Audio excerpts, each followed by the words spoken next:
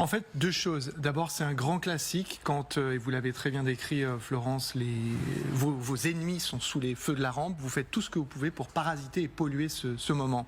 Donc, vous affirmez, comme par hasard, aujourd'hui avoir repris la totalité de l'oblast de Koursk en Russie, alors que les Ukrainiens disent non. Qui est la grande nouvelle aussi du jour, dont on n'a pas beaucoup parlé. Pourquoi ? Parce que la Russie, dans ce qu'elle fait subir à l'Ukraine, est ignoble et indécente, mais bombardée comme ils l'ont fait il y a 48 heures en provoquant des morts civiles, etc. C'était peut-être un peu trop loin, même pour Vladimir Poutine, le jour des funérailles du pape. Donc vous cherchez, qu'est-ce que vous pouvez faire ? Donc vous instrumentalisez l'oblast, la situation dans l'oblast de Koursk, qui est en territoire russe tel qu'il est internationalement reconnu, et ensuite vous utilisez, parce qu'au cœur des images que l'on voit, Keir Starmer qui voit Zelensky, Macron qui voit Zelensky, Trump qui voit Zelensky, et que vous dites « Ah mais nous, on est prêts à négocier sans condition ». Ce qui est un piège évident, parce que les Ukrainiens n'ont de cesse, et Zelensky, le président ukrainien, le premier de le dire, on ne va pas parler juste pour parler.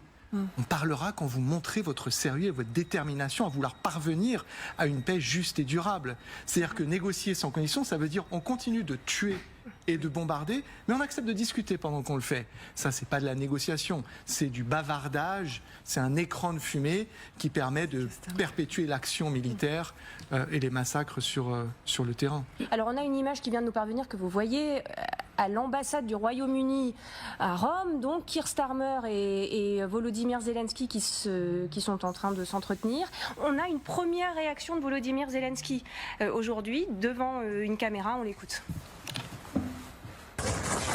Monsieur le Président, comment s'est passée la rencontre avec le président Trump ? Ça s'est très bien passé. On a eu une rencontre très productive.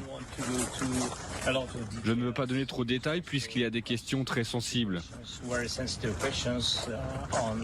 Nous avons bien entendu discuté de comment ramener la paix avec des discussions significatives et positives avec Paris et Londres.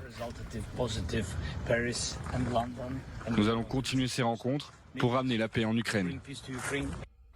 On n'en sait pas beaucoup plus, mais on voit, oui, c'est vrai, cet optimisme quand même de Volodymyr Zelensky. C'est ça qui est intéressant. Enfin, encore une fois, c'est une journée importante, mais on voit bien que le principal protagoniste de cette paix est absent malgré tout.